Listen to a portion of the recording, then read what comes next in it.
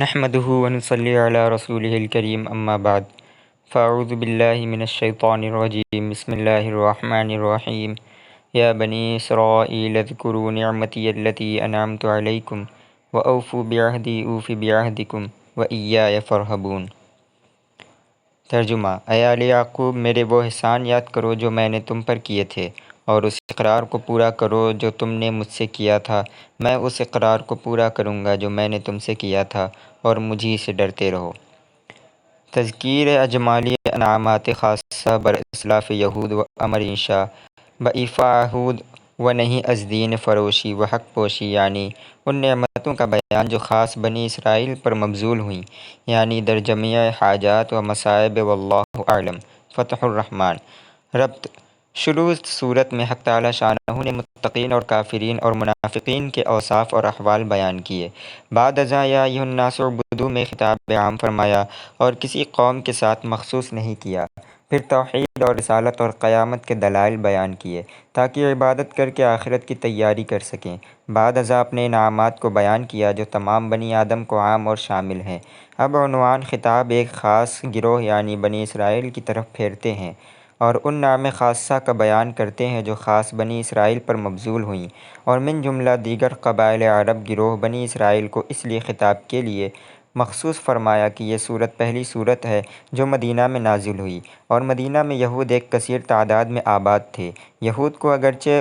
اوس اور خزرج اور دیگر قبائل عرب کے مقابلے میں عددی اکثریت حاصل نہ تھی، لیکن یہود کے دیگر قبائل کے مقابلے میں علمی تفوق اور امتیاز حاصل تھا۔ یہ لوگ اہل کتاب اور اہل علم کہلاتے تھے اور خاندان نبوت سے تھے، اور مشرکین عرب امی اور ان پڑھ تھے، اور اہل علم اگر حق قبول کر لیں تو عوام پر اس کا بہت بڑا اثر ہوتا ہے۔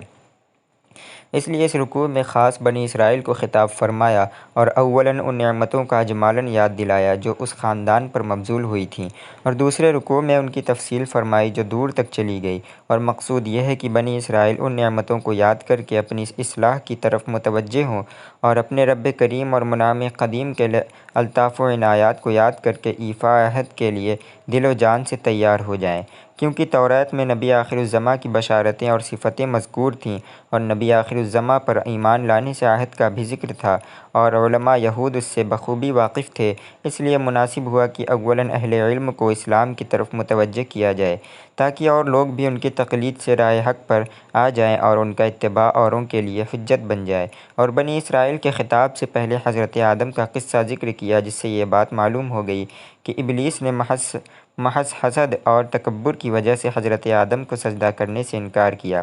اور اس کے بعد بنی اسرائیل کو یعنی یہود کو خطاب کیا تاکہ متنبہ اور خبردار ہو جائیں کہ تم کو تکبر اور حسد کا انجام معلوم ہے، لہٰذا تم کو چاہیے کہ تکبر اور حسد کی وجہ سے محمد الرسول اللہ صلی اللہ علیہ وسلم کی اتباع سے اعراض نہ کرو۔ چنانچہ فرماتے ہیں، اے فرزندان یعقوب، یاد کرو تم میری ان خاص نعمتوں کو جن کا میں نے خاص تم پر انعام کیا۔ ھذہ ترجمۃ الاضافۃ التی فی قولہ تعالی نعمتی لان الاضافہ تفید الاختصاص فانہم۔ صفحہ نمبر 12۔ اسرائیل یعقوب علیہ السلام کا نام ہے جو اسراء اور ایل سے مرکب ہے۔ اسراء کے معنی بندہ یا برگزیدہ کے ہیں، اور ایل اللہ کا نام ہے، لہٰذا اسرائیل کے معنی عبداللہ یا صفوت اللہ کے ہوں گے، اور یہ حضرت یعقوب علیہ السلام کا لقب تھا۔ بجائے یا بنی یعقوب کے یا بنی اسرائیل فرمانے میں ایک خاص لطافت ہے، وہ یہ کہ اس لقب کے طرف مضاف کرنے سے یہ معنی ہوں گے کہ اے اولاد ہمارے مطیع اور فرمانبردار اور برگزیدہ بندے کی، تم کو تو اتباع حق میں اپنے باپ کا نمونہ ہونا چاہیے، جس طرح کہتے ہیں یا ابن الکریم افعل کذا، اے کریم کے بیٹے ایسا کر، یا ابن الشجاع بارز الابطال، اے شجاع کے بیٹے بہادروں کا مقابلہ کر، یا ابن العالم اطلب العلم، اے عالم کے بیٹے علم حاصل کر۔ پھر اس کے علاوہ تمہارے خاندان میں حضرت یعقوب علیہ السلام سے حضرت عیسیٰ علیہ السلام تک 4000 نبی آئے، اس لیے تم کو پیغمبروں کی علامتیں خوب معلوم ہیں، لہٰذا تم کو نبی اکرم محمد مصطفیٰ صلی اللہ علیہ وسلم کی اتباع میں کوئی تامل نہ ہونا چاہیے۔ علاوہ ازیں نبی کریم علیہ الصلاۃ والسلام جب تک مکہ معظمہ میں تشریف فرما رہے اکثر مناظرہ اور مکالمہ قریش کے ساتھ رہتا تھا۔ جب ہجرت فرما کر مدینہ منورہ تشریف لائے تو یہود سے مناظرہ اور مکالمہ شروع ہوا۔ یہود چونکہ اہل کتاب ہونے کی وجہ سے علماء کہلاتے تھے، تمام عرب کی نگاہیں ان پر لگی ہوئی تھیں کہ یہ لوگ اہل علم ہیں، ان کے خاندان میں ہزاروں نبی ہوئے، انبیاء کی علامتوں سے خوب واقف ہیں، دیکھیں یہ لوگ حضرت صلی اللہ علیہ وسلم کی تصدیق کرتے ہیں یا تکذیب۔ اس لیے حق تعالیٰ شانہ نے اپنے خاص انعامات کو جو وقتاً فوقتاً بنی اسرائیل پر ہوتے رہے یاد دلایا، اس لیے کہ عام نعمتوں کا تذکرہ اتنا مفید اور مؤثر نہیں ہوتا جتنا کہ خاص نعمتوں کا تذکرہ دل میں اثر رکھتا ہے۔ اس لیے اولاً اجمالی طور پر حق جل شانہ نے اس رکوع میں بنی اسرائیل پر اپنے خاص انعامات کا ذکر فرمایا تاکہ شرما کر ایمان لائیں۔ اس کے بعد دوسرے رکوع میں تفصیلی طور پر اپنے انعامات کا اور بنی اسرائیل کے شرارتوں کو ذکر فرمایا تاکہ لوگ ان کی شرارتوں سے واقف ہو جائیں اور سمجھ لیں کہ ان کا قول اور فعل قابل اعتبار نہیں، اور پورا کرو تم اس عہد کو جو تم نے مجھ سے کیا تھا، میں بھی پورا کروں گا اس عہد کو جو میں نے تم سے کیا ہے۔ حسن بصری فرماتے ہیں اس عہد سے وہ مراد ہے جو سورہ مائدہ کی اس آیت میں مذکور ہے، وَلَقَدْ أَخَذَ اللَّهُ مِيثَاقَ بَنِي إِسْرَائِيلَ وَبَعَثْنَا مِنْهُمُ اثْنَيْ عَشَرَ نَقِيبًا وَقَالَ اللَّهُ إِنِّي مَعَكُمْ لَئِنْ أَقَمْتُمُ الصَّلَاةَ وَآتَيْتُمُ الزَّكَاةَ وَآمَنْتُمْ بِرُسُلِي وَعَزَّرْتُمُوهُمْ وَأَقْرَضْتُمُ اللَّهَ قَرْضًا حَسَنًا لَأُكَفِّرَنَّ عَنْكُمْ سَيِّئَاتِكُمْ وَلَأُدْخِلَنَّكُمْ جَنَّاتٍ تَجْرِي مِنْ تَحْتِهَا الْأَنْهَارُ۔ اور بعض کہتے ہیں کہ اس عہد سے وہ عہد مراد ہے جو بنی اسرائیل سے لیا گیا تھا کہ تمہارے بھائیوں میں سے یعنی بنی اسماعیل میں سے ایک نبی برپا کروں گا، یعنی محمد رسول اللہ صلی اللہ علیہ وسلم پر ایمان لانے کا عہد مراد ہے۔ اور اہل کتاب سے اللہ کا عہد یہ تھا کہ تم میں جو محمد رسول اللہ صلی اللہ علیہ وسلم پر ایمان لائے گا اس کو 2 اجر ملیں گے، جیسا کہ سورہ قصص کی اس آیت میں ہے، اولئک یؤتون اجرہم مرتین، ایک اجر حضرت موسیٰ یا حضرت عیسیٰ علیہ السلام پر ایمان لانے کی وجہ سے، اور دوسرا اجر محمد رسول اللہ صلی اللہ علیہ وسلم پر ایمان لانے کی وجہ سے۔ پس اے اہل کتاب تم محمد رسول اللہ صلی اللہ علیہ وسلم پر ایمان لاؤ اور اس سے نہ ڈرو کہ ایمان لانے سے تمہارے ہدیے اور نذرانے بند ہو جائیں گے اور قوم تمہاری مخالف ہو جائے گی اور درپے ایذا و اضرار ہو جائے گی، اور قوم تم کو اپنی جماعت سے نکال باہر کرے گی جس سے طرح طرح کے نقصان اٹھانے پڑیں گے، بلکہ خاص مجھ سے ڈرو، قوم تمہارا کچھ نہیں بگاڑ سکتی، بھلائی اور برائی سب میرے ہاتھ میں ہے۔ ایمان لانے سے دنیا کے حقیر اور معمولی اور چند روزہ اور فانی ہی منافعات فوت ہوں گے، مگر ایمان نہ لانے سے خدا کی رضا اور خوشنودی اور آخرت کے دائمی بیش بہا منافعات فوت ہو جائیں گے۔ لِكُلِّ شَيْءٍ إِذَا فَرَّقْتَهُ عِوَجًا وَلَيْسَ اللَّهَ إِنْ فَرَّقْتَ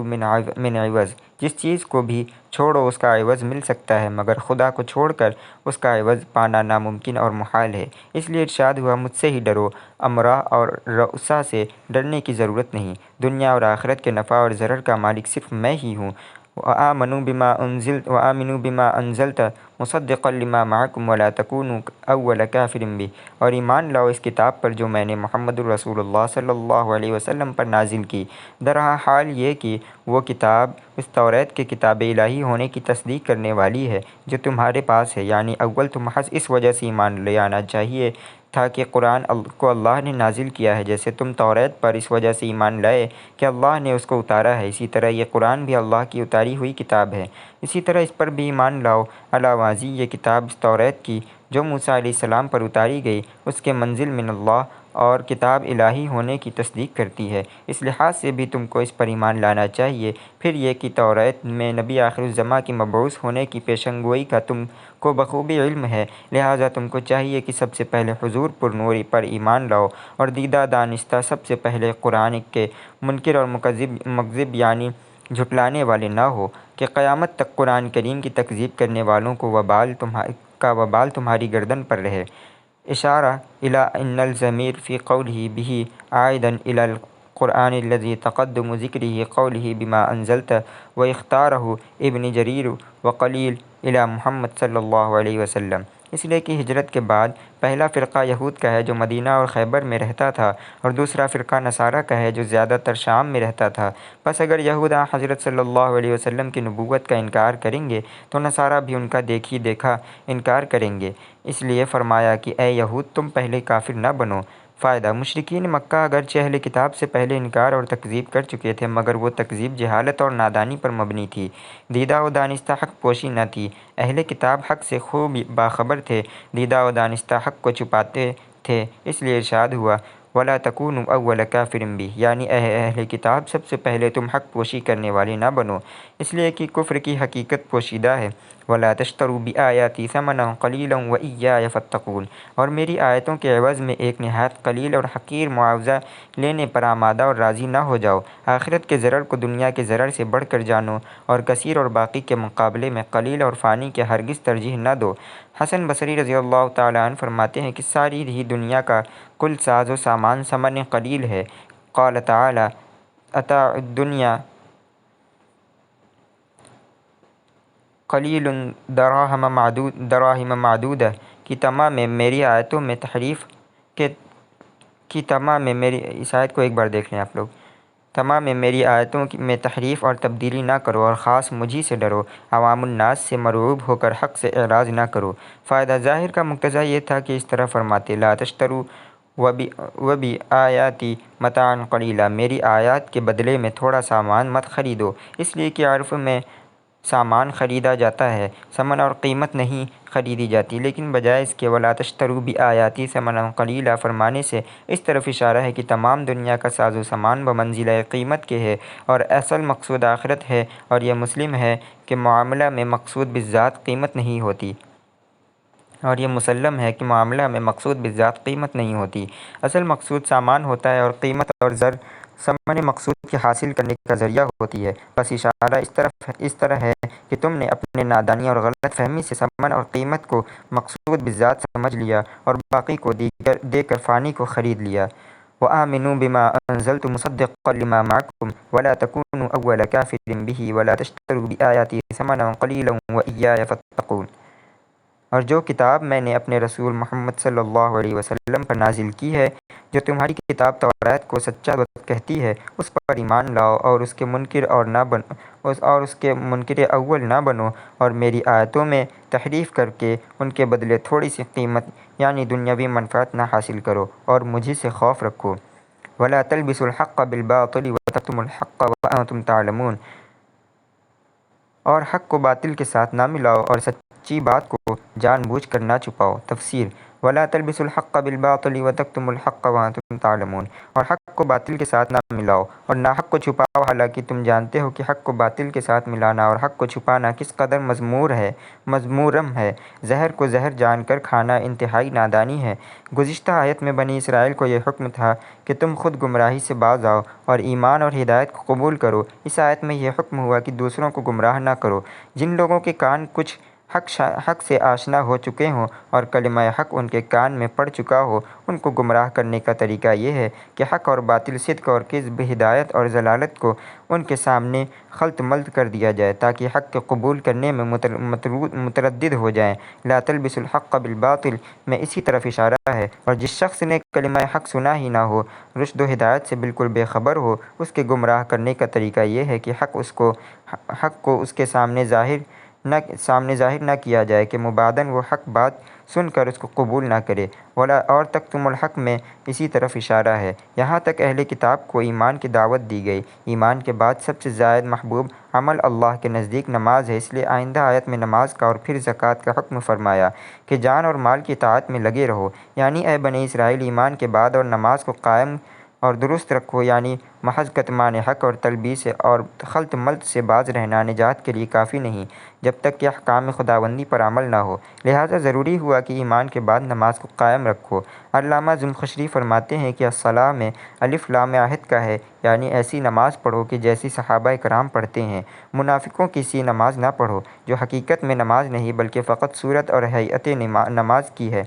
اور طیب خاطر اور انشراح صدر کے ساتھ زکوٰۃ دیا کرو۔ جس طرح سے لغت عرب میں اتیان اور سہولت سے آنے کا نام ہے،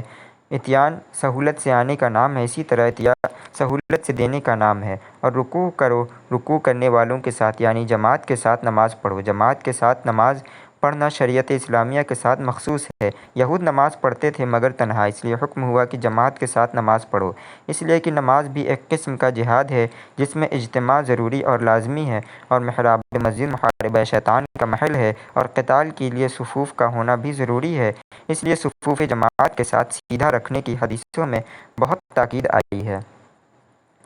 وَأَقِیمُوا الصَّلَاةَ وَآتُوا الزَّکَاةَ وَارْکَعُوا مَعَ الرَّاکِعِینَ، اور نماز پڑھو اور زکوٰۃ دیا کرو اور خدا کے آگے جھکنے والوں کے ساتھ جھکا کرو۔